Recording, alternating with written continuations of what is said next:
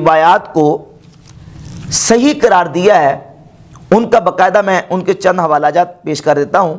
جن میں سے امام ابو بکر احمد ابن الحسین البہقی المتوفہ 458 ہجری اپنی کتاب معرفت السنن والآثار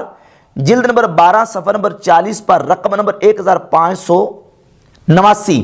لکھتے ہیں ھذا اسناد صحیح، اس کی سند صحیح ہے۔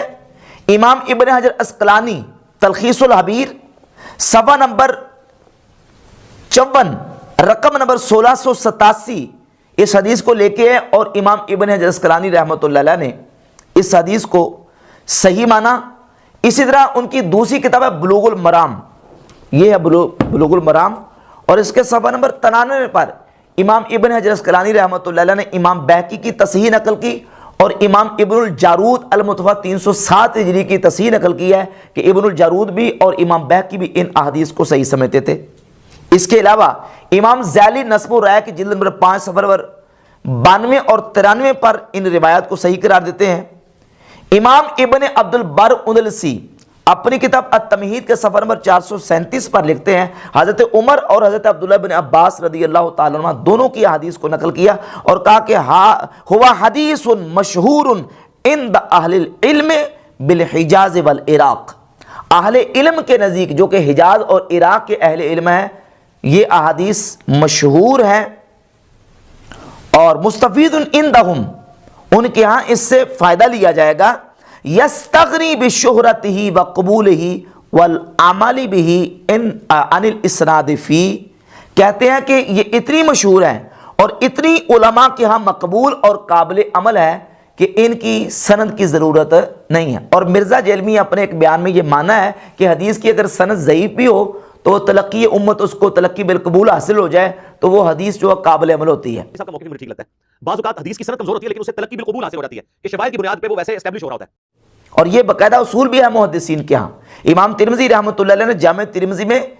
ایسی درجنوں احادیث ایسی ہیں جن کے بارے میں کہا کہ حدیث ضعیف ہے، والعمل علی ھذا عند اہل العلم، لیکن اہل علم کا عمل اسی پر ہے۔ حدیث ضعیف ہے، اہل علم کا عمل اسی پر ہے۔ جامع ترمذی میں روایت کو نقل کرتے ہیں، آپ لکھ لیں، اس کو دیکھ لیں۔ مثلا روایت نمبر 188 261 411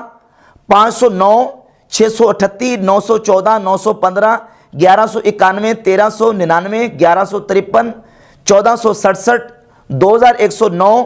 2094 2122 ان تمام روایات کو امام ترمذی رحمۃ اللہ علیہ نے ذکر کیا اور کہا کہ ان کی سند ضعیف ہے، ان کے اندر راوی ضعیف ہے، حدیث ضعیف ہے، لیکن لکھا ہے کہ والعمل علی ھذا عند اہل العلم، لیکن اہل علم کا عمل اسی پر ہے۔ تو یہ بات بالکل امام ترمذی رحمۃ اللہ علیہ اور دیگر محدثین سے ثابت ہے، فقہاء سے ثابت ہے کہ حدیث کی سند اگر ضعیف بھی ہو، اہل علم نے اس پر عمل کیا ہو تو وہ حدیث ہے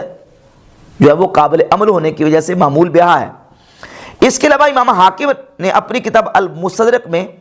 حدیث نمبر 8268 ذکر کی اور کہا ھذا معمول بہ،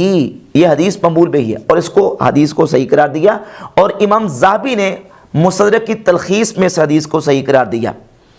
شعیب اور نوت جو کہ عرب محقق ہیں انہوں نے مسند احمد ابن حنبل کی تحقیق میں ان احادیث کو صحیح قرار دیا، اور مرزا کے بابا اور مرزا کے آئنسٹائن اور مرزا کی اپنی زبانی مرزا کے ماموں، کیونکہ یہ اماموں کو کہتا ہے تمہارے ماموں اور ماموں پارٹی۔ اب یہ مرزا جیلمی کا بڑا ماموں ہے ناصر الدین